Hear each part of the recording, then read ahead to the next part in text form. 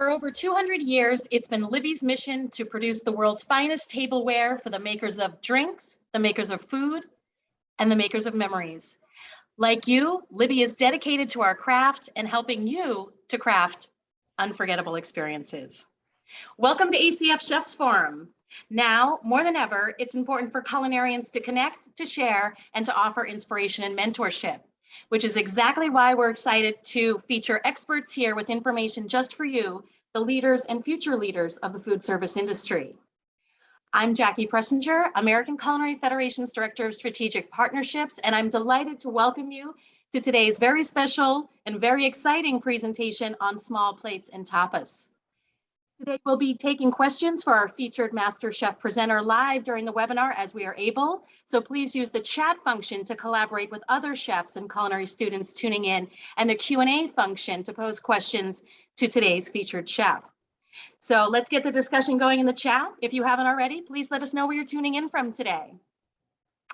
I'll let you know just a little bit about today's presenter. Chef Thomas Griffiths, Certified Master Chef, is here. He is the founder of TWG Consulting and has held major roles in culinary research and development, such as Vice President of R&D Innovation for Freshly, as well as Campbell's Soup Company's Senior Executive Chef and Global Vice President of Campbell's Culinary and Baking Institute. As I mentioned, he is a certified master chef, an ACF culinary judge, and also a culinary Olympic gold medalist. Chef Griffiths graduated from honors from the Culinary Institute of America and has held chef positions at several renowned establishments. He has also owned restaurant and catering businesses, and after working in the restaurant industry for 15 years, he gave into his love of culinary education and returned to the CIA to pursue various teaching positions, including as Associate Dean. Chef Griffiths has been featured on Fox and Friends, NBC's Today Show, Good Morning America, Cooking Secrets of the CIA, and many other magazines and television appearances. And he's also an avid gardener. I really could go on and on. He's such a talented and accomplished chef. But at this time, please join me in welcoming Master Chef Tom Griffiths. Chef, I'm passing the webinar over to you. Thank you, Jackie. I'm happy to introduce Joe, who will talk a little bit about the Ripton Country Club, and then I'll work on the presentation after Joe's completed that. Thanks, Chef. And everyone's here to see you prepare food and for me to watch me get to taste it, which is a really difficult job, but somebody had to do it. I just want to welcome everyone. We're honored to host Chef Tom, and as a supporter of ACF, a supporter of Chef Tom, working together with him to mentor our kitchen staff and culinarians. We're really excited about this. And obviously, as a long-standing customer, consumer for Libby, we're really excited about their partnership as well. So, Chef Tom, please. Thank you. Welcome, ACF friends from beautiful New Jersey, the Garden State. I have a gorgeous view of a golf course right now. It was raining this morning, so we decided to bring it inside. We were going to go live outside in the patio. For the next hour or so, I'll talk a little bit about small plates and appetizers. I'll talk a little bit about sustainability. I think that'll be kind of intertwined throughout the presentation. Talk a little bit about my philosophy of cooking and a chef's role, and some new ingredients that I've been seeing in food shows and things. I'd love to have lots and lots of questions. I wish you could be here. Joe will kind of pan out a little bit and show some tapas and some food he made. It smells so yummy in here. But let me start. So in October, I founded TWG Consulting, and I wasn't sure what I wanted to consult, what I wanted to do for consulting. If I wanted to work with restaurants or CPG companies or catering, I really wanted to just kind of consider what I liked and didn't like for the latter part of my career. And I think I was probably watching a lot of Netflix chef shows at that time, and I just decided to go back to my culinary roots and really focus on working with companies and people and leaders who are interested in making food that's delicious and healthy and sustainable for the planet. And the delicious part, I wondered if I needed to say that, and I started to think about it. There's a lot of food that's really not very delicious, and there's a lot of really unhealthy food, over-processed food, and I want to try to get away from that and be laser focused on healthier food. I think as chefs now, our obligation is to make food that's delicious and good for people and help educate people and inspire them to learn about these things. I think people are confused. So that's kind of what I do now. I go to trade shows and I have clients that are innovating and do startups. And some of the ones that I wanted to show you are things, and I don't know what you guys know. So I hope these are some things that are interesting to you. But all of these zoodles are really interesting nowadays. Rutabaga zoodles, celeriac zoodles, yellow and green squash zoodles. They're so healthy for people that are considering gluten-free diets or vegetarian food.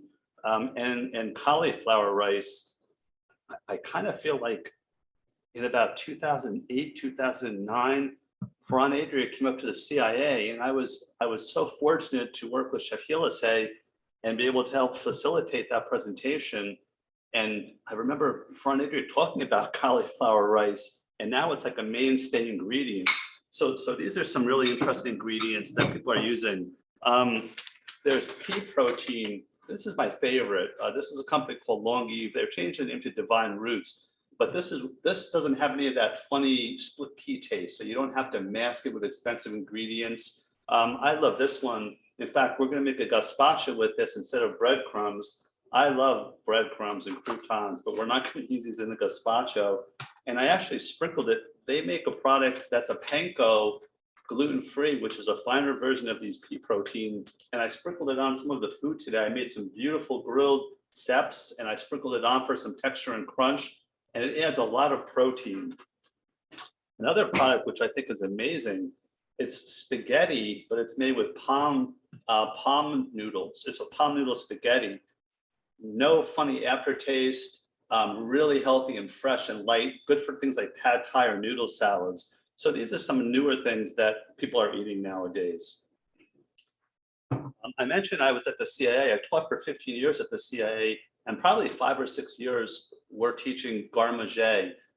So I did a lot of research on finger foods and small plates, Italian antipasti. Think about Italian antipasti, something like fresh mozzarella or prosciutto.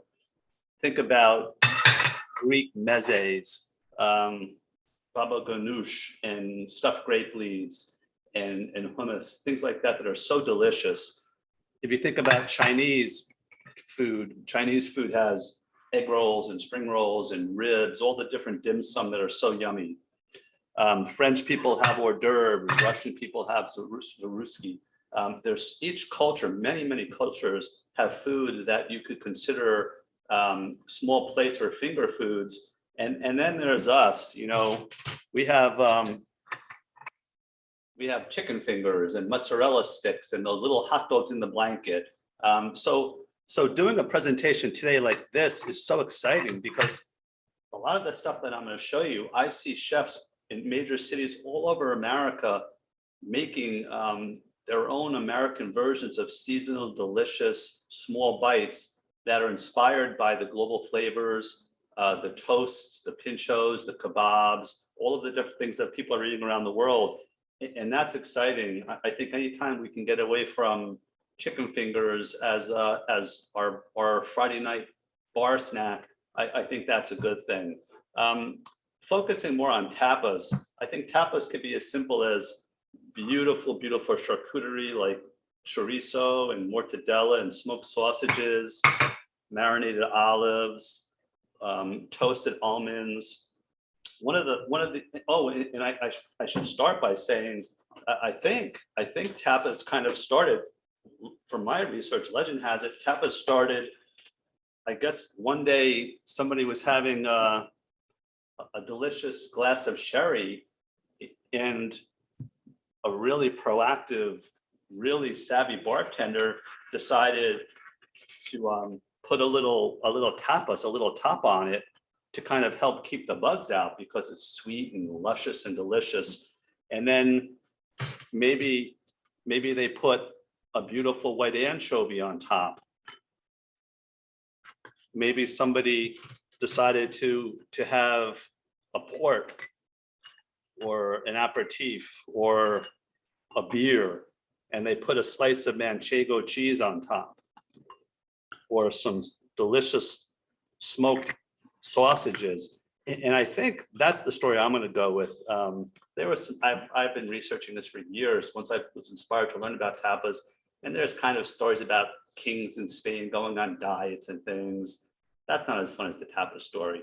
So I think the tradition is that people go on throughout the day, after church, in the afternoons, in the evenings, during sporting events, before dinner, and they go kind of bar hopping, like we might go here in America, and each bar would have a beverage that they're especially known for, and a tapas or two that they're especially known for. In some regions, they're free. You get a free tapas with your beverage. Other areas, you're charged for it.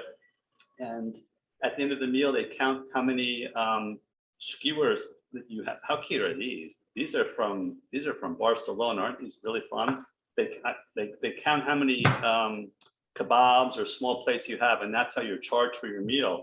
So it's really a social event, an enjoyable event for people to travel all over enjoying these kinds of daily foods. One of the simplest ones is a grilled bread. And the grilled bread simply has a beautiful, fresh, ripe tomato crushed on it. Did I mention New Jersey is the beautiful garden state? I'll probably say it 10 more times. We actually grew these in our garden already. We already have these beautiful little tiger tomatoes. And think about something as simple as this, taking a tomato and just smushing it all over a piece of grilled bread.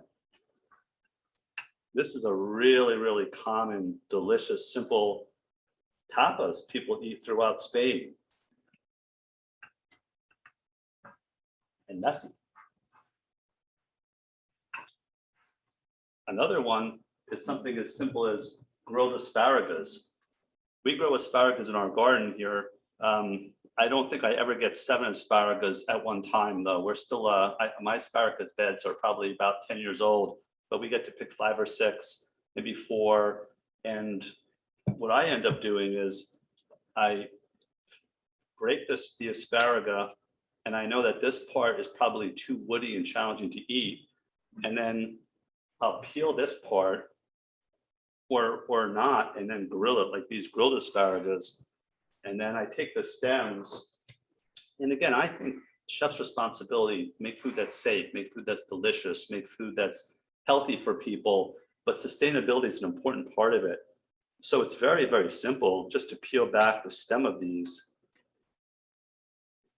Rather than throw it in the garbage, slice it paper thin. And then I make a batter with salt and pepper and egg, baking powder and flour. And I like to put some cheese in it. And I make these little fritters to go with it. So it's asparagus 2 ways, and there's absolutely no waste. Throughout the presentation, I'll talk about ways that I chose to use lesser cuts or use ingredients that were byproducts. A lot of entrepreneurs now are doing this with things like carrot peels, carrot tops, pesto. When you make carrot juice, they take the pulp and extrude it and make puffs with it. Things like seaweed, which is really popular now. The yeast after brewing beer. These are all finding their ways into startups, into foods that people are eating. A lot of it's snacking food, which is really exciting. I want to do another real easy little mini demo. When I was teaching at the CIA, I was asked to join a group of chefs and students to travel to Spain for an international tapas competition. Joseba in Cabo was the chef that was going to coach, and there was a contest among the students to see who would represent the CIA globally. And a young man named Evan Brady won. So I got to travel with Chef in Cabo and Evan to Valladolid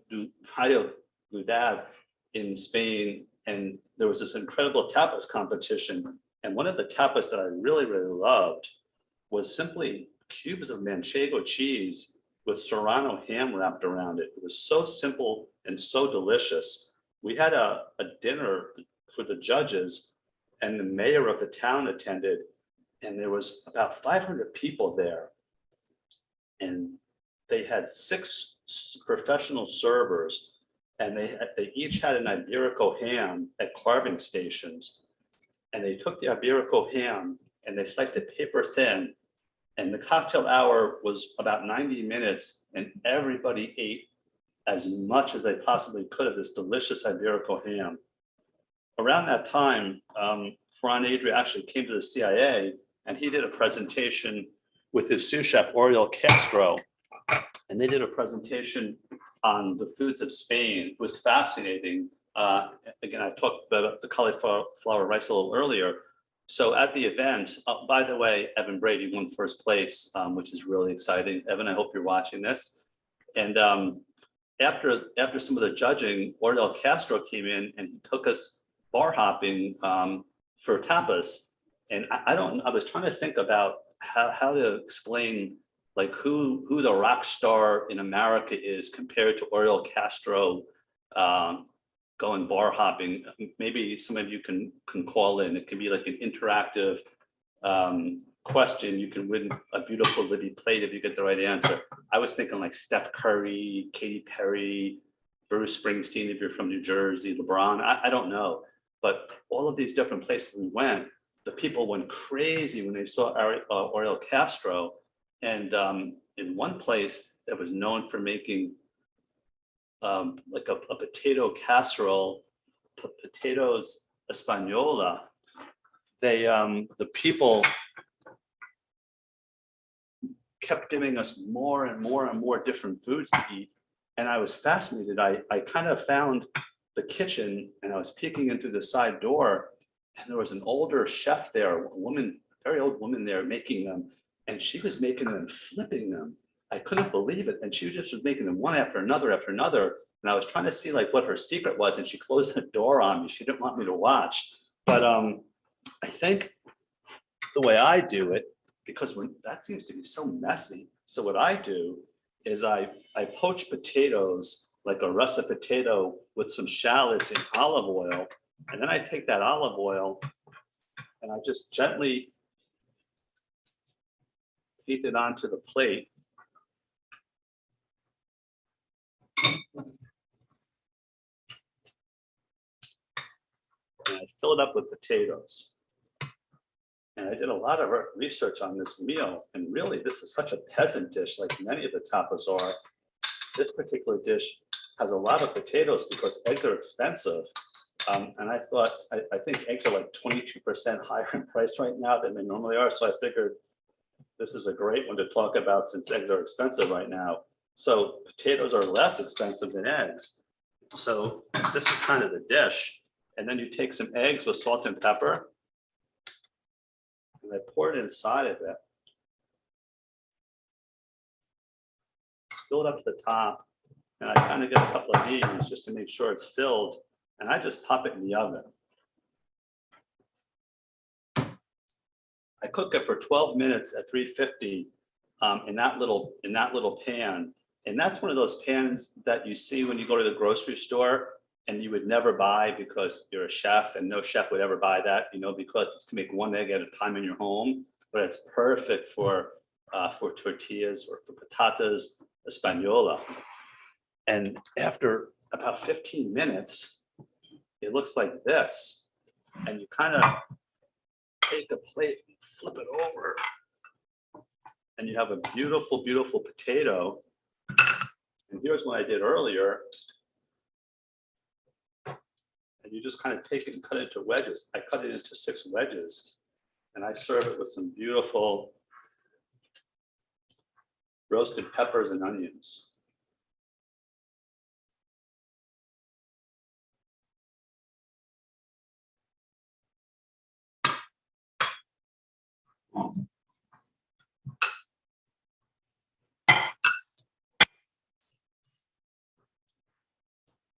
Some of the other products I made a beautiful fennel and orange salad, because I think tapas could be salads, vegetables, cold products like gazpacho, hot like these roasted ceps. I sprinkled some of the pea protein on it. Hot boiled potatoes with olive oil. These are lamb meatballs, habadingas. I made a saffron cauliflower rice, delicious gazpacho, traditionally made. Shrimp are really a popular one. So sauteed shrimp with olive oil and garlic is a real traditional one as well. These are Tapas bravos, potatoes bravos with a spicy tomato sauce. These are just roasted potatoes.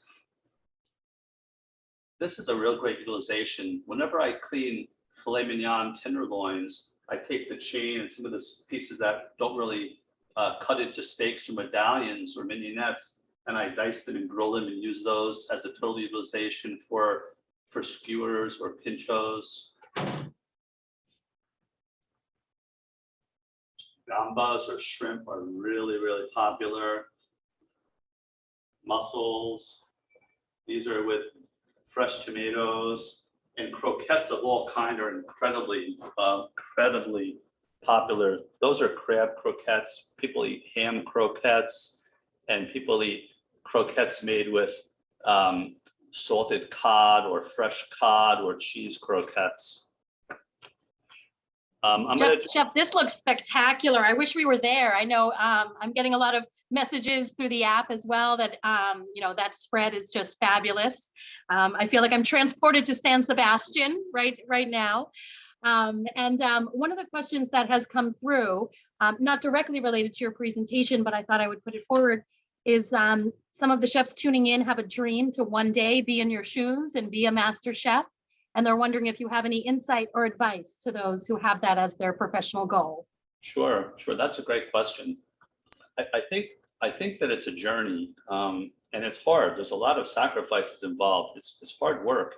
I don't know. I'm embarrassed to say I don't know if the CIA still does Pro Chef 1 and Pro Chef 2 and Pro Chef 3, but I often thought that really talented CIA graduates or chefs who did Pro Chef 2 or 3, those are like little mini snapshots of the Master Chef exam, in my opinion.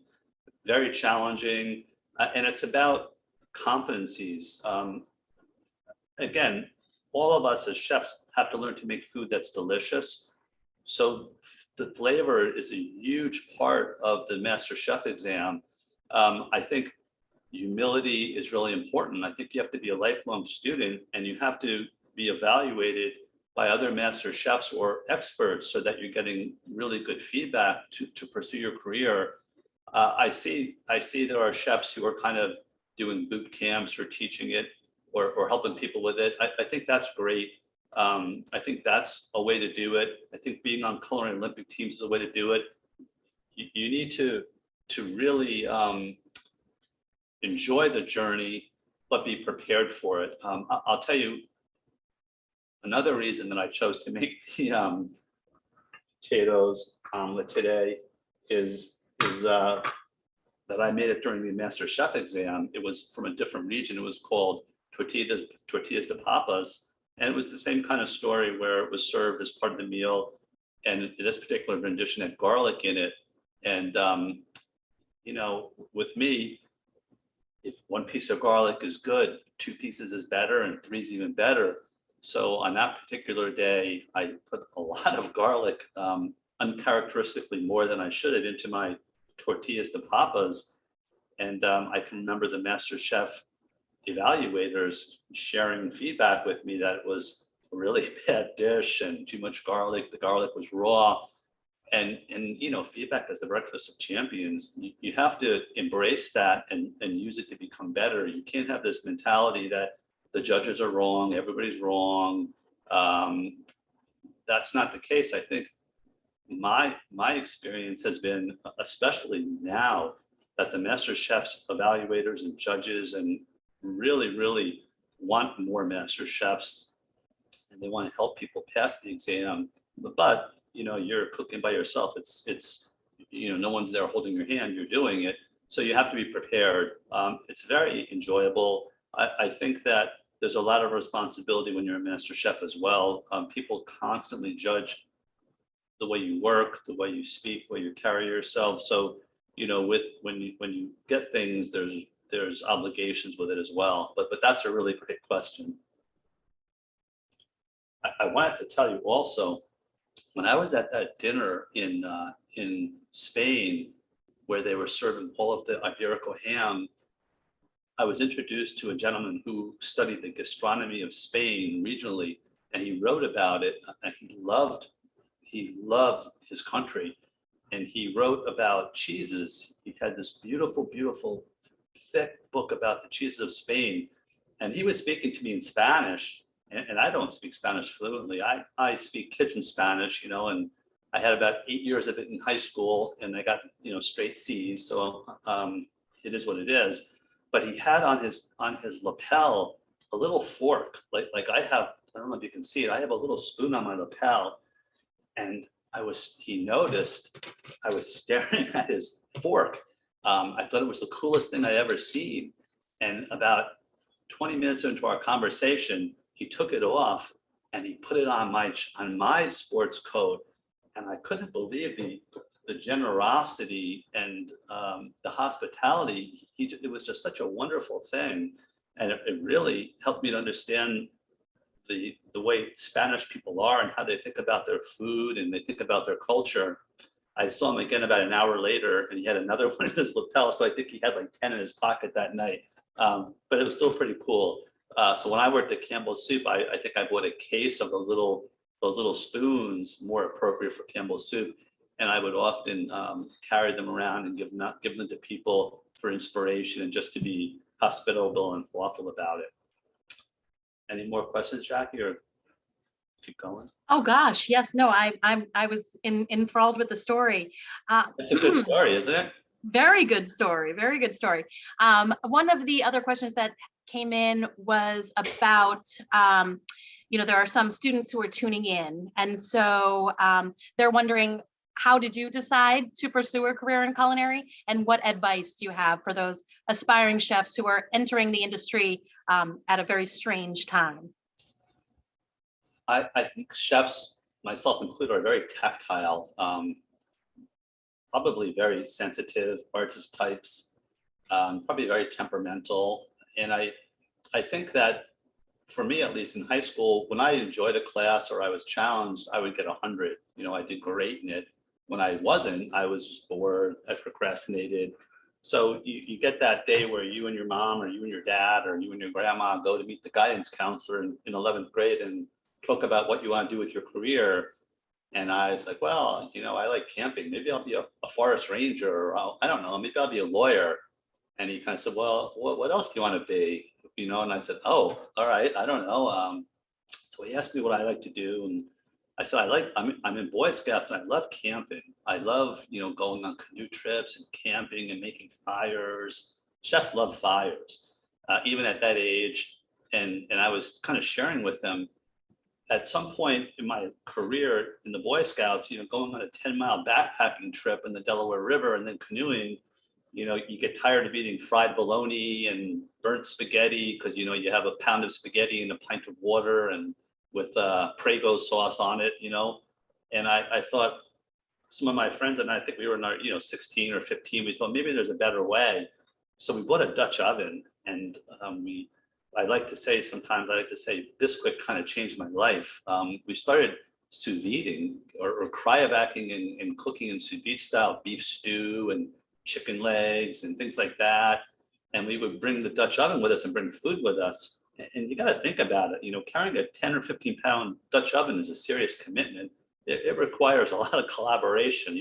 One person has the Dutch oven and then they give you something else so that it's kind of equitable. But we would carry that Dutch oven and do our 10-mile hike. And we'd make things like peach cobblers and dumplings and biscuits and pot pies in the Dutch oven. And I guess I shared some of that with my guidance counselor, and he said, well, I know just the place. The CIA just opened. Have you heard of it? And I had it.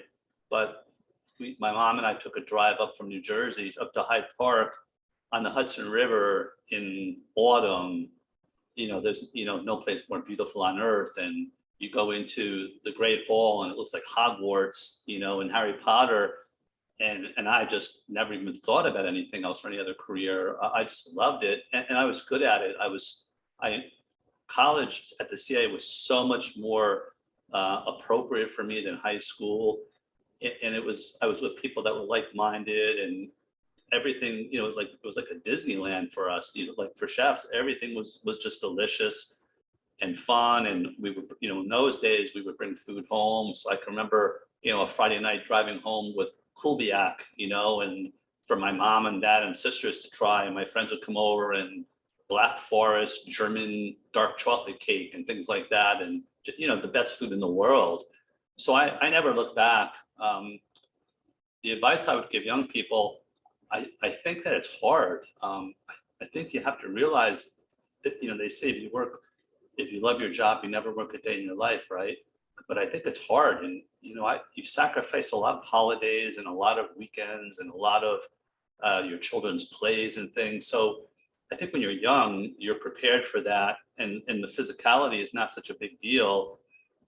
But maybe the young people can make a difference. I think they have a voice, and maybe they can help us understand about hiring an extra person or two, so that, you know, making it more civilized, so that people can have a life. You know, you can work 5.5 days or 5 days. I often worked extra shifts for free because I found that was the time I learned the most. I would often just come into work and just learn, because you didn't have any obligation or responsibility. So people appreciated your helping them, and you got to see things. You know, nowadays people do stages and things, and it's the same kind of thing. I would say, I don't think this is what you asked, but I'm going to talk a little bit about R&D chefs, because this is something that's on my mind. I think there's a lot of graduates who want to be TV personalities, or they want to be celebrity chefs, or they want to be country club chefs or master chefs or R&D chefs, whatever they want to be. But they're all chefs, you know, so I think there's a foundation involved. There's a responsibility in that journey to have a foundation. I think you shouldn't skip it. You know, you shouldn't say, well, I don't want to work 6 nights a week. I want to work 5 days a week, weekends off, and, you know, make $75,000 a year as an R&D chef. And that's great. You know, I think everyone should try to do that, but I don't think you should do it right out of college. I think you need to work, you know, I don't know if it's paying your dues. I'm not sure what the right word is or phrase is, but I think you need to have some credibility in your comments and in your chef representation, because your word matters. You know, if someone says, okay, you know, what should we make? Should we make tomato black squidding soup? Probably not, you know, but if that's kind of cool and edgy and you say, yeah, then people believe you, because you're a chef and you're supposed to know that. But it's hard, because it's hard to be an R&D chef.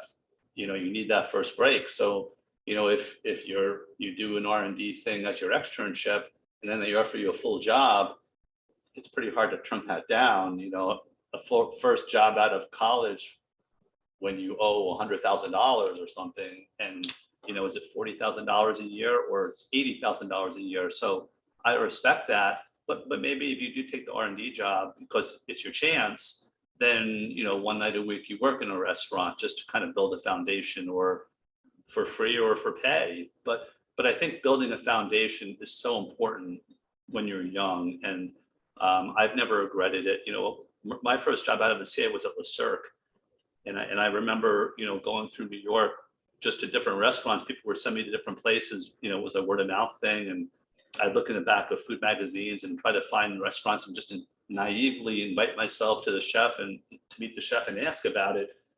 And ultimately, I found out that Le Cirque was looking for a pastry chef, so I applied. You know, I was 18, and Le Cirque was arguably the best restaurant in North America at the time. And I went, and Chef Alain Sayak was the chef, and you know, one of the greatest chefs in history. And, you know, he said, oh, you know, you look kind of young. Are you a pastry chef? And I said, yeah. So he said, oh, you know, tell me, where did you learn it?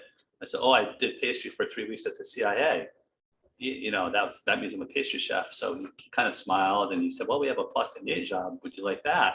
So I said, yeah, sure. So I took that, and oh my God, it was so hard. You know, I worked probably like 100 hours a day, 6 days a week, and you could never do anything fast enough or good enough. You know, it was like in those days, if you were a CIA grad, it was like hunting season for CIA grads, because, you know, you were, I don't know what people thought of you, but it wasn't favorable.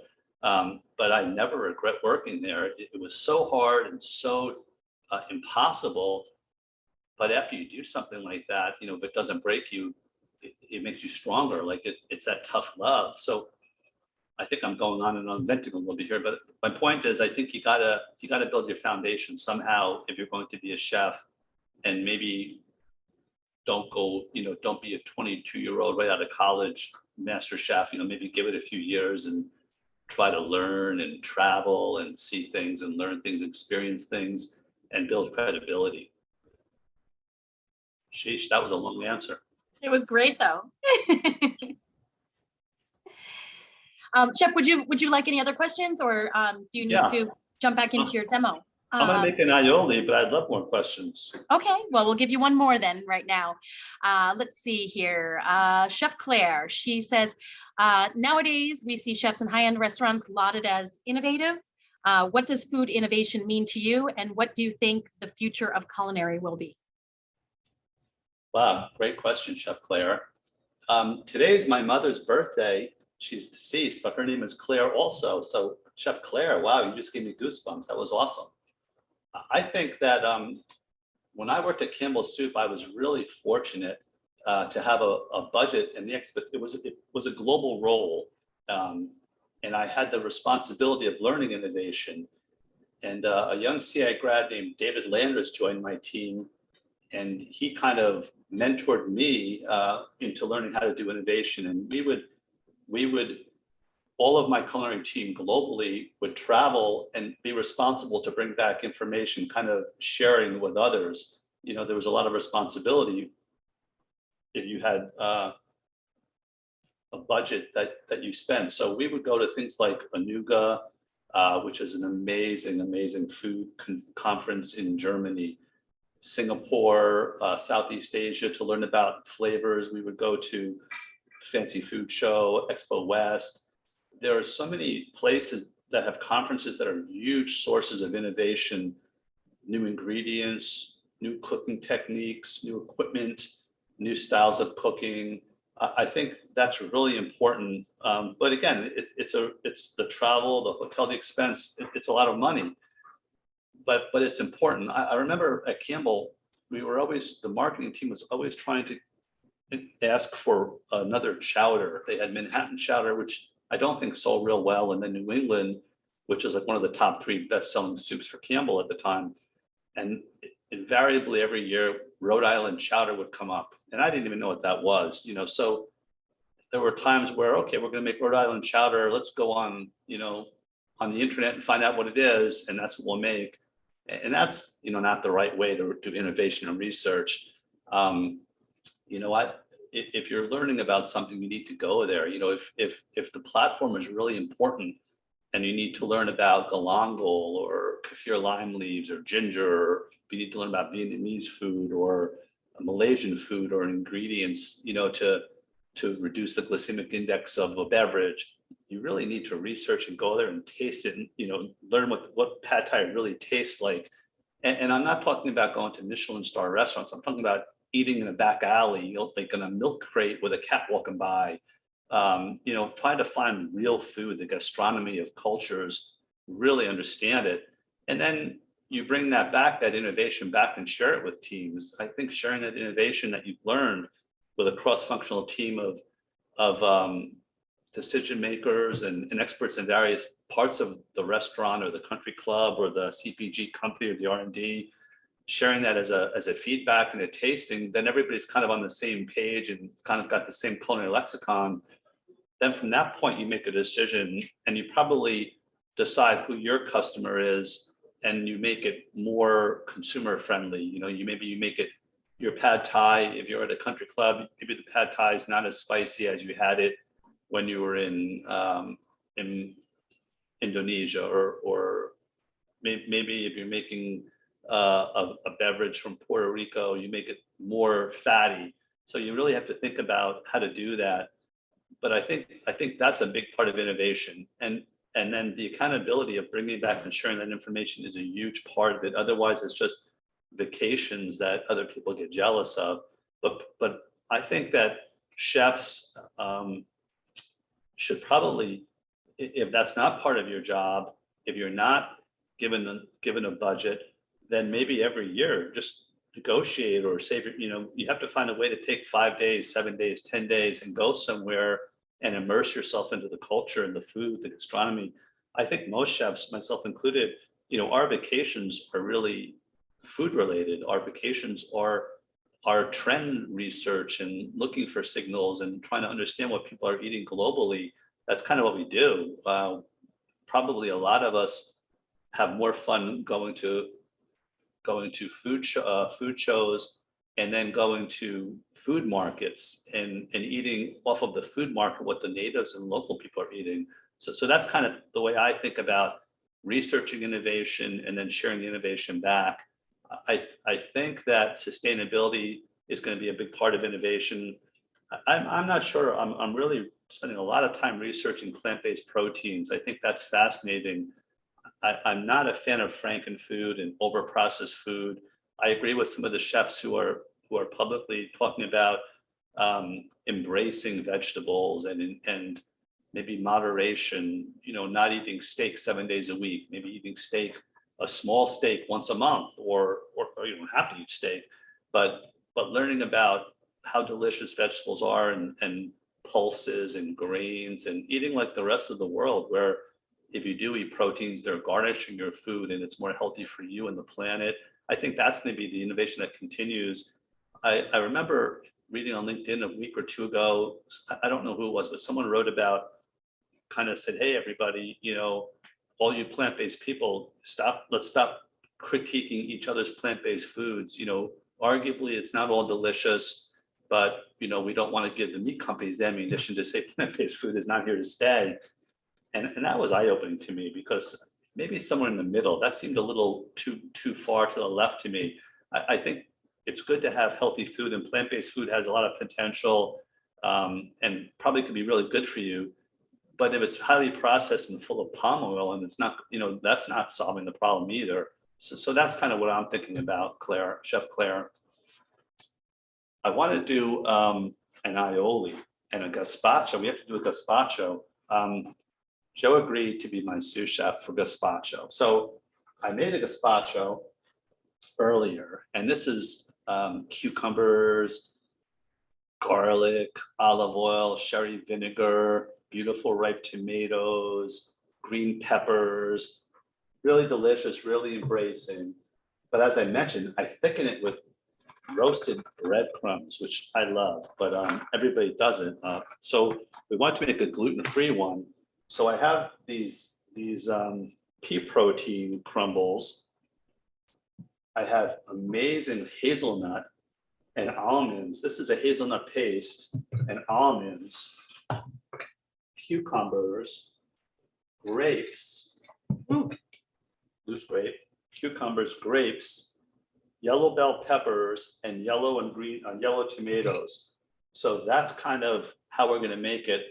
Then I think that philosophically, I like to cook things that have balance. So I think having it with the right amount of salt, the right amount of fat, which we're using extra virgin olive oil, the right amount of sweetness when appropriate. So we're using honey, gives a really balanced one. So Joe, we weren't able to blend it for you live because I think it wreaks havoc on the microphones. So Joe blended a little bit earlier. We're gonna do a tasting. You go first. I go first to taste my own food. The hazelnuts is like the secret weapon in this. The hazelnut paste is like the secret weapon in this. It's really good. Oh, it is. It's really good. I didn't put garlic and onions. So if you want, I can share that recipe with you. I think I can share all the recipes with you, to be honest with you. The other recipe I want to make is an aioli. These are called tostas.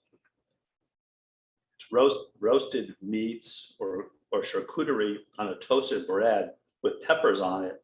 Kind of plain looking though. So I want to make a delicious aioli.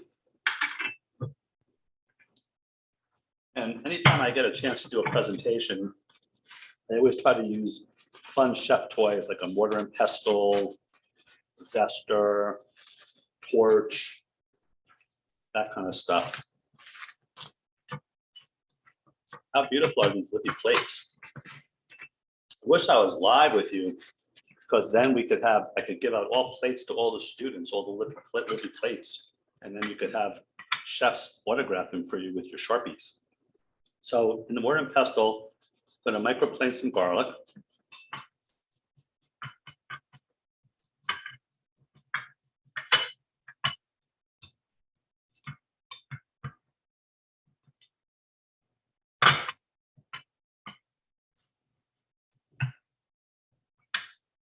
I'm going to add a little bit of pimentone.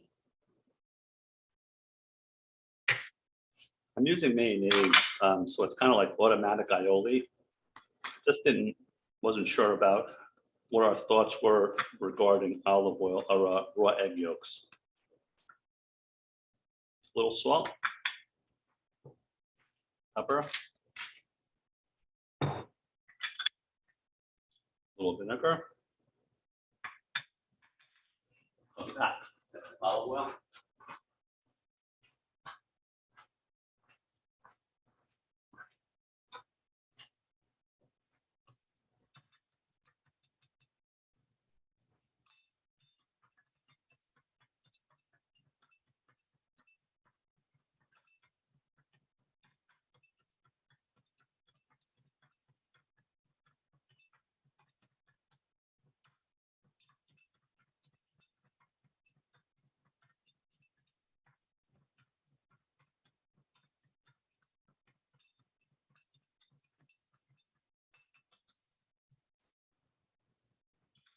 Wow, very garlicky.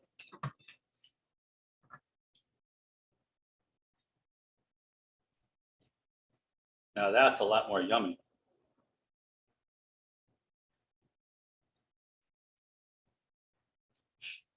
And throughout different parts of Spain, there's all kinds of tostas with seafood, olive oil, proteins like hams, roast meats, thin, laid out, so it's not really heavy or filling.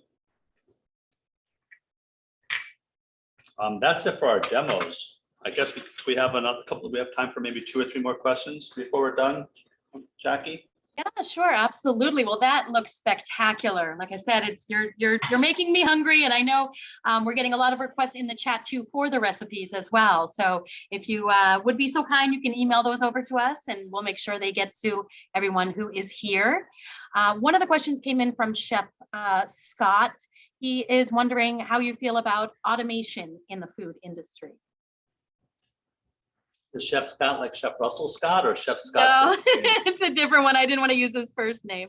Oh, I think automation is important. I remember when I worked for Campbell, I was in Indonesia at one of the plants, and there were so many employees, and I thought it was so wonderful. I thought, wow, everybody has jobs. This is great. And then I saw a sister plant in Malaysia making similar things. I think they were making cookies. They make like a biscuit, kind of like a Tim Tam from Australia, but they use a different chocolate because of the heat. And it was automated. And I thought, wow, all these people lost their jobs. It's automated. But so I have mixed emotions about that.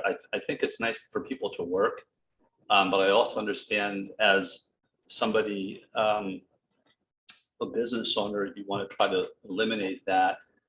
I've been reading a lot about these machines that make hamburgers, and the QSRs are going to purchase these machines, and it will save so much money on labor. And now post-COVID, it's hard to find people, so you can't find people to work. And I mean, there's so many layers to that question. But at the end of the day, I want to stick with the food, stay in my lane and stick with the food aspect of it, Chef Scott. I think that a chef who's passionate about their food and loves their craft and respects the food cannot be replaced by automation. If someone's just making cheeseburgers, I guess that's okay. But I think that food is such an important part of our life. I remember each year thinking about what I can do for New Year's to kind of better myself. and I decided to read books about United States presidents. I wanted to become smarter and learn more about my country. So after like the fourth president book, it was so boring. I mean, how many presidents can you read about? So I somehow or another, I ended up reading a book about Alan Alda. I don't know if all the young students know who that is. He was Hawkeye in MASH. I don't know if you know him, but he's a pretty interesting entertainer. He's a comedian.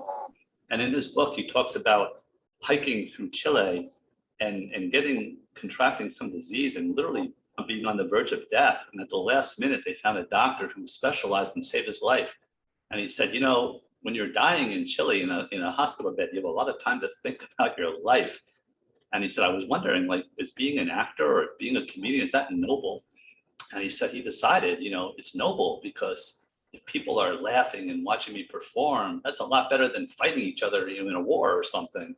So I thought that related to chefs. I kind of thought if being a chef is noble, you know, there's so many significant things about it. So I think that automation is great for when it's appropriate, but I don't think anybody can replace a chef, a talented chef, especially one that's passionate and has worked hard to understand their craft and respects their role and is a happy chef. I don't think any of us want to eat food but from a grumpy chef who's not happy. So that's my automation response, Chef Scott. All right, well, thank you. And then another one of the questions, let me just go through. There was a bunch that just came through that came in. Okay, is there something that you could call out as being the biggest or the first and second largest issues that you see when a chef is creating a new menu? So are there certain pitfalls that you see when coming into a restaurant that's designing their new menu? I think that ego gets in our way a lot. I think that you have to know who your customers are and give your customers what they want. It's really the hospitality business. So I think it's important to please your customers and give them what they want. I think that you can run specials and, you know, use food costs to your advantage that way. I did want to say, and I would caution, you know, if you are considering utilization, you know, for small plates or tapas or other things, you know, you're not trying or making amuses at the beginning of the night. Those are opportunities for you to showcase your craft. You're not trying to like use old stuff and get people caca to eat. You know, I think that whenever you're serving food, find out what your customers want, and then if you want to run seasonal specials to kind of keep yourself inspired and create, you know, excitement, and then that's appropriate. And the customers will tell you, you know, if they order it, then you're on the right track. They like it. You know, if you happen to love shad roe with bacon or skate wings and your customers don't, you might have to serve broiled salmon or broiled fillet of flounder. But that's what our responsibility is. But I think looking at magazines, reading classical books, there's so much amazing information. I don't know that too many of us can create something iconically new. I don't think anything here today that I created is new. I mean, these are all things that are classics for a reason, and they're delicious for a reason, and people enjoy them. The white gazpacho, I was researching because I got a sample of hazelnuts from a potential client, and I thought they were so delicious, and I was thinking, do they eat hazelnuts in Spain? And I found some different regions that do, but mostly in baked goods. And then I came across a Mark Bittman blog for hazelnut almond soup. So I figured if Mark Bittman says people in Spain eat hazelnuts, it's good to go. So, you know, I think the short answer is we have to not let our egos control us. We have to give people what they want. That's what our role is. Well, wonderful. Thank you so much. Any final words for those who are tuning in or watching the recording? Oh, it's such a privilege to be here with you all. I wish it was in person. Jackie, you're the greatest of all time. Thank you so much. I'm so appreciative to Joe and the Riverton Country Club for having me here. It's a wonderful, wonderful, beautiful place. I'm sitting here watching golf course drive by and people putting and things. I wish you could see it, maybe in the mirrors, I don't know. But this is so interesting and fun and enjoyable, and I'm happy to share. If anybody wants to reach out, I don't know if any of you saw, but about 2 or 3 months ago, I posted on LinkedIn that I really want to give back, and I'm happy to mentor and coach people at no cost, of course. I'll probably repost it again in July. I had a lot of people reach out. It was so nice to reconnect with a lot of my students and friends and just talk about stuff. And I mean, I've made so many mistakes. My goodness, hopefully you can benefit from them. So if anybody wants to reach out on LinkedIn, I'm not very good at Facebook yet. I'm still trying to relearn that one. So LinkedIn's the way to go. But I'm happy to help out if there's anything I can do for anybody. Well, thank you so much. And thank you for always being so generous with your time and with sharing your skills. And everyone in the chat's going crazy right now, thanking you. So please know how much you're appreciated. So with that said, a virtual round of applause as we thank Master Chef Tom Griffiths. And we echo the sentiment. Thank you so much to Joe Mendes and the Riverton Country Club for hosting and assisting with the demonstration today. Chef, we again appreciate you taking the time to share your enthusiasm for the culinary craft with the students and professionals tuning in today. And I think feedback is the breakfast of champions is my favorite quote of the day. And I'm going to pass that along every meeting that I have after this. So a big thank you. And of course, thank you to Libby for sponsoring today's education and providing the great plates for Chef's demo. Please be on the lookout for a survey that you'll receive this week, along with the, hopefully along with the recipes, if Chef will send them over to us. You'll need to complete that survey in order to earn your 1 hour of ACF CEH. And please visit acfchefs.org and click on the events tab to register now for ACF National Convention in Las Vegas, July 25th to the 28th. You don't want to miss it. We're going to have great speakers such as Elizabeth Faulkner, Ming Tsai, Amari Guichon from School of Chocolate, 8 of the certified master chefs, a certified master pastry chef, 60 presenters will be joining us from across the country. So we hope that we will see you there. And even if it's your first convention, we will welcome you with open arms. So on behalf of ACF and the ACF National Office, thank you again to Chef Griffiths. Thank you to Libby for bringing us this delicious learning opportunity. And thank you for joining us today. We'll see you in Las Vegas. Thank you.